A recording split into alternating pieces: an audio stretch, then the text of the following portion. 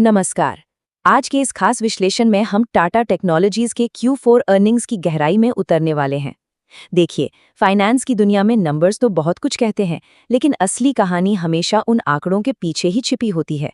तो आज हम इस कंपनी की ताज़ा वित्तीय रिपोर्ट के हर एक पहलू को डिकोड करेंगे और समझेंगे कि इन बड़े-बड़े नंबरों के पीछे का असली गणित आखिर है क्या। चलिए शुरू करते हैं। तो चलिए जल्दी से देख लेते हैं कि आज की इस विश्लेषण में हम क्या-क्या कवर करने वाले हैं। पहला हिस्सा है डिविडेंड और रेवेन्यू, दूसरा है बढ़ते खर्चों की चुनौती, तीसरा रहेगा मुनाफे का असली सच, चौथे में हम बात करेंगे ऑपरेटिंग प्रॉफिट और मार्जिन की, और अंत में देखेंगे बाजार का अनुमान और निष्कर्ष। आइए अपनी शुरुआत करते हैं एक बहुत ही शानदार और पॉजिटिव नोट के साथ। सेक्शन 1, डिविडेंड और रेवेन्यू। शेयरधारकों के लिए ये किसी अच्छी खबर से कम नहीं है। सबसे पहले नजर डालते हैं इस बड़े और शानदार नंबर पर, 11 रुपये 70 पैसे। जी हाँ, कंपनी ने इस क्वार्टर में प्रति शेयर 11 रुपये 70 पैसे के डिविडेंड का ऐलान किया है। अगर इसे प्रतिशत में देखें तो ये लगभग 2% की यील्ड बैठती है। निवेशकों के नजरिए से देखें तो ये एक बहुत ही बेहतरीन और तुरंत मिलने वाला रिवॉर्ड है ना? ये साफ दिखाता है कि कंपनी अपने मुनाफे को शेयरधारकों के साथ बांटने में बिल्कुल भी पीछे नहीं है। और अब जो बात सामने आ रही है वो कंपनी की कमाई के शानदार ग्राफ को बखूबी दर्शाती है। सर, इन आंकड़ों पर गौर कीजिए।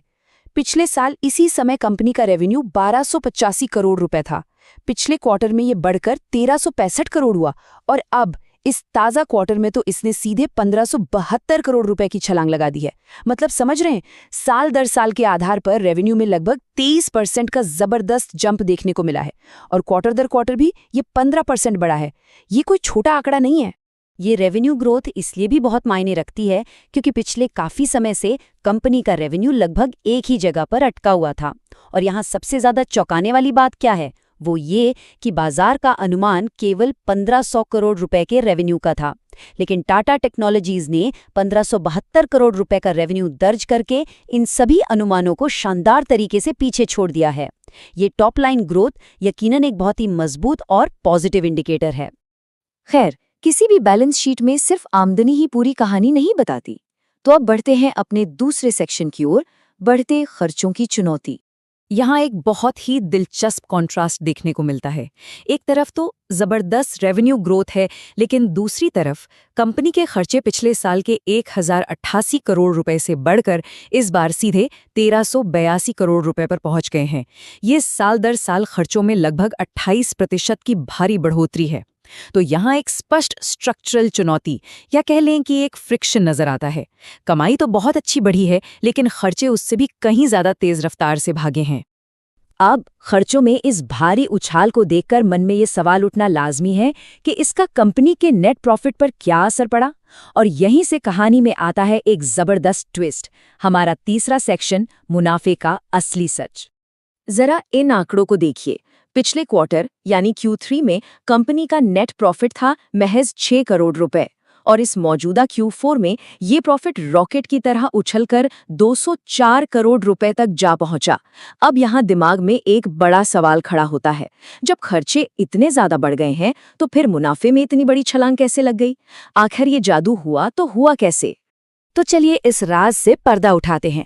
जो बात यहाँ वाकई दिलचस्प है वो ये कि मुनाफे में आया ये विशाल उछाल कंपनी के रोजमर्रा के काम या किसी ऑपरेशनल एफिशिएंसी का नतीजा बिल्कुल नहीं है, बल्कि इसका असली कारण है एक्सेप्शनल आइटम्स, यानी कुछ असामान्य एडजस्टमेंट्स। देखिए, पिछले क्वार्टर में लेबर कॉस्ट से जुड़े एक मुद्दे के चलते कंपनी को 163 करोड़ रुपए का एक्सेप्शनल नुकसान झेलना पड़ा था, लेकिन इस क्वार्टर में कहानी बिल्कुल पलट गई और कंपनी को 56 करोड़ रुपए का एक्सेप्शनल फायदा हो गया। बस यही वो असली वजह है जिसने 6 करोड़ के प्रॉफिट को सीधा 204 करोड़ तक पहुंचा दिया है। तो अब जब हमें नेट प्रॉफिट के इस उछाल का असली कारण पता चल ही गया है, चलिए अर्निंग्स की फनल में थोड़ा और गहराई में चलते हैं। सेक्शन 4, ऑपरेटिंग प्रॉफिट और मार्जिन, जहां हम देखेंगे कंपनी की असली सेहत। ये जो डेटा है ना, ये बिल्कुल आईने की तरह असलियत दिखाता है। जब हम उन एक्सेप्शनल फायदों को हटा देते हैं तो पता चलता है कि असली ऑपरेटिंग प्रॉफिट पिछले साल के 254 करोड़ रुपए से गिरकर इस बार 220 करोड़ रुपए रह गया है। और इसी के साथ कंपनी के ऑपरेटिंग मार्जिन भी पिछले साल के 14.6% से सिकुड़कर अब 12.97% पर आ गिरे हैं। ये पूरी तरह से निष्पक्ष रूप से साबित करता है कि खर्चों में जो 28% की बढ़ोतरी हुई थी, उसका कंपनी के कोर ऑपरेशंस पर वाकई नकारात्मक असर पड़ा है। हालांकि अगर हम ईपीएस यानी अर्निंग्स पर शेयर की बात करें तो तस्वीर थोड़ी राहत देने वाली है। पिछले क्वार्टर के महज 16 पैसे और पिछले साल के ₹4.66 के मुकाबले इस बार ईपीएस बढ़कर ₹5.30 हो गया है। तो निष्कर्ष ये निकलता है कि कोर ऑपरेशंस पर दबाव तो है, लेकिन इसके बावजूद फाइनल बॉटम लाइन और प्रति शेयर कमाई निवेशकों के नजरिए से काफी हेल्दी दिखाई दे रही है। रेवेन्यू, खर्चे और मुनाफे के इस पूरे गणित को समझने के बाद अब वक्त आ गया है इस पूरी रिपोर्ट को एक फ्रेम में समेटने का।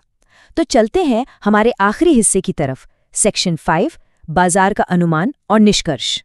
तो यहाँ सबसे अहम बात यह है कि हम वास्तविक नंबरों की तुलना बाजार की उम्मीदों के साथ करें। जैसा कि स्पष्ट रूप से देखा जा सकता है, बाजार को रेवेन्यू 1500 करोड़ रहने की उम्मीद थी, जबकि कंपनी ने 1572 करोड़ दर्ज किया। ठीक इसी तरह बाजार का अनुमान था कि नेट प्रॉफिट 191 करोड़ रहेगा, लेकिन कंपनी ने 204 करोड़ का प्रॉफिट दिखाया। कहने का मतलब ये है कि ऑपरेटिंग मार्जिन पर दबाव होने के बावजूद कंपनी ने टॉप लाइन और बॉटम लाइन दोनों ही मोर्चों पर बाजार की उम्मीदों को शानदार तरीके से पछाड़ दिया है। इस पूरे विश्लेषण का जो मूल स्रोत है, उसका भी यही मानना है कि अर्निंग्स नंबर कुल मिलाके काफी पॉजिटिव हैं।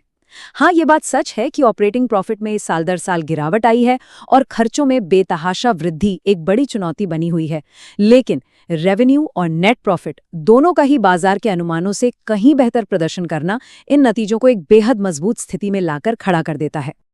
अब इस पूरी जानकारी और विश्लेषण के बाद जो सबसे बड़ा और उत्तेजक सवाल हमारे सामने खड़ा होता है, वो है बाजार की प्रतिक्रिया क्या होगी।